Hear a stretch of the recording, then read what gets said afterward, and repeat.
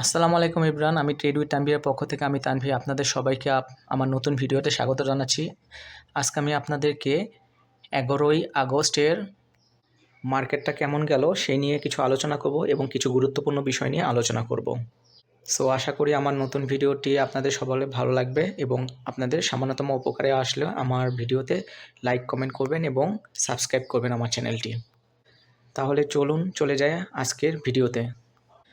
আজকে 2009 কোটি টাকার উপরে লেনদেন হয়েছে। আজকে ডিএসসির মূল সূচক প্রায় 91 পয়েন্টের উপরে আপ হয়েছিল।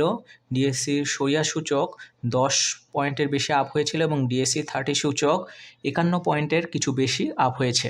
সার্বিকভাবে বলা যায় যে আজকে শেয়ার মার্কেট বেশ খানিকটা পজিটিভ ছিল, কিন্তু প্রথম ঘন্টায় প্রায় 200 পয়েন্টের বেশি আপ হয়ে গিয়েছিল। তারপরে অনেক কারেকশন হয়েছিল, প্রায় -100 পয়েন্টের বেশি কারেকশন হয়েছিল।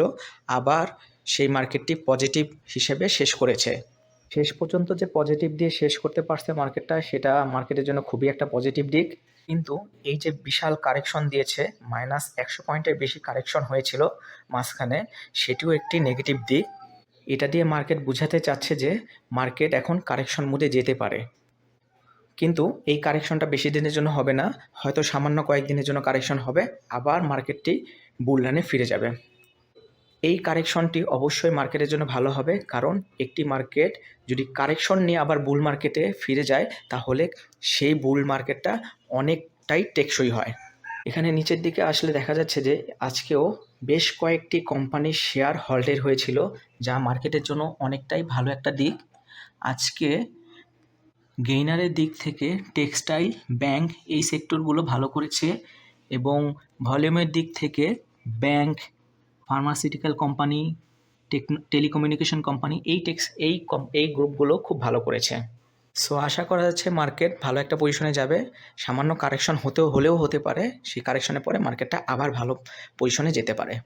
এর পরবর্তীতে আমি যে নিউজটা নিয়ে আলোচনা করবো সেটি হচ্ছে ব্লক মার্কেটে 7 কোম্পানির বড় লেনদেন। এখানে বলা হচ্ছে যে ব্লক মার্কেটে যে 7টি কোম্পানি বড় লেনদেন হয়েছে সেগুলো হলো জেএমআই হসপিটাল, প্রগতি লাইফ ইন্স্যুরেন্স, গ্রামীণ ফোন, আলিফ industries, ACI limited, NRBC bank এবং তশরিফা ইন্ডাস্ট্রিজ। তো আপনারা চাইলে এই ব্লক মার্কেটে যে 7টি কোম্পানি লেনদেন হয়েছে বিশাল, সেই কোম্পানিগুলোর দিকে নজর রাখতে পারেন। পরবর্তী যে বিষয়টি নিয়ে আলোচনা করব সেটি হচ্ছে দ্রুতই গভর্নর, বিএসসিসি চেয়ারম্যান এবং নিয়োগ হচ্ছে। অর্থাৎ এখানে বলা হয়েছে যে শিবলি রুবায়েত আহমেদ যে পদত্যাগ করেছেন, দ্রুতই এখন তার বদলে অন্য কেউ আসতে চলেছে। তবে কে আসতে চলেছেন তা এখনও ঠিক হয়নি, তা হয়তো দ্রুতই জানা যাবে। এর পরবর্তী যে নিউজটি নিয়ে আলোচনা করব সেটি হচ্ছে অন্তর্বর্তীকালীন সরকারের প্রথম দিনে শেয়ার বাজারে 2 বছরের রেকর্ড। এই নিউজটিতে বলা হয়েছে যে শেখ হাসিনা সরকারের শেষ কর্মদিবসে প্রধান শেয়ার বাজারে ঢাকা স্টক এক্সচেঞ্জে লেনদেন হয়েছিল 260 কোটি টাকার বেশি এবং সূচক 104 পয়েন্টের বেশি পড়ে গিয়েছিল। এরপর শেখ হাসিনা সরকারের পতনের পর থেকেই টানা 3 দিন শেয়ার বাজারে বিশাল লেনদেন হয় এবং সূচক প্রায় 695 পয়েন্টের বেশি আপ হয়। আজ রোববার অন্তর্বর্তী সরকারের প্রথম কর্মদিবসে ডিএসসির সূচক 91 পয়েন্ট বেড়েছে। এর সাথে লেনদেন হয়েছে প্রায় 2010 কোটি টাকার বেশি।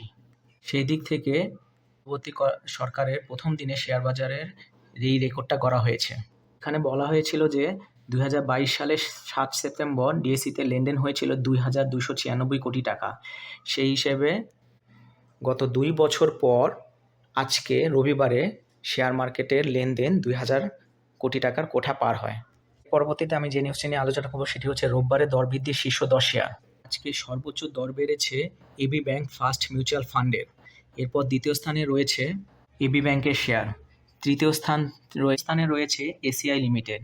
এর পরবর্তী শেয়ারগুলো হলো ডিবিএইচ ফার্স্ট মিউচুয়াল ফান্ড, গ্রামীণ one, scheme 2, Islamic finance, popular life first mutual fund, ইসলামী ব্যাংক, ফার্স্ট জনতা ব্যাংক মিউচুয়াল ফান্ড এবং Exim bank first mutual fund.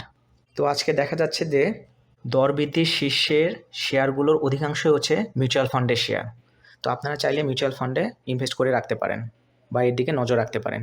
এর পরবর্তী যে নিউজটি নিয়ে আলোচনা করব সেটি হচ্ছে লেনদেনের শীর্ষে 10 শেয়ার। এখানে বলা হয়েছে যে আজকে লেনদেনের শীর্ষ শেয়ার ছিল গ্রামীণ ফোন। এরপর দ্বিতীয় স্থানে ছিল ব্রিটিশ আমেরিকান টোবাকো BATBC। তৃতীয় স্থানে ছিল ব্র্যাক ব্যাংক। এর পরবর্তী শেয়ারগুলো হলো Robi Axiata, City Bank, Square Pharma, Mutual Trust Bank, IFIC Bank, Dhaka Bank এবং গ্লোবাল ইসলামী ব্যাংক। অর্থাৎ লেনদেনের শীর্ষ থাকা লেনদেনের শীর্ষ থাকা শেয়ারগুলোর অধিকাংশই হচ্ছে ব্যাংকিং সেক্টরের শেয়ার। তো দেখা যাচ্ছে যে দর বৃদ্ধির শীর্ষ থাকা শেয়ারগুলোর মধ্যে অধিকাংশ মিউচুয়াল ফান্ডের এবং লেনদেনের শীর্ষ থাকা শেয়ারগুলো অধিকাংশ ব্যাংক সেক্টর। আপনারা চাইলে এই দুটি সেক্টরের দিকে নজর রাখতে পারেন, চাইলে ইনভেস্টও করে রাখতে পারেন। সো আজকে এই পর্যন্তই। আমার ভিডিওটি ভালো লাগলে আমার চ্যানেলটি সাবস্ক্রাইব করবেন। সবাইকে ধন্যবাদ।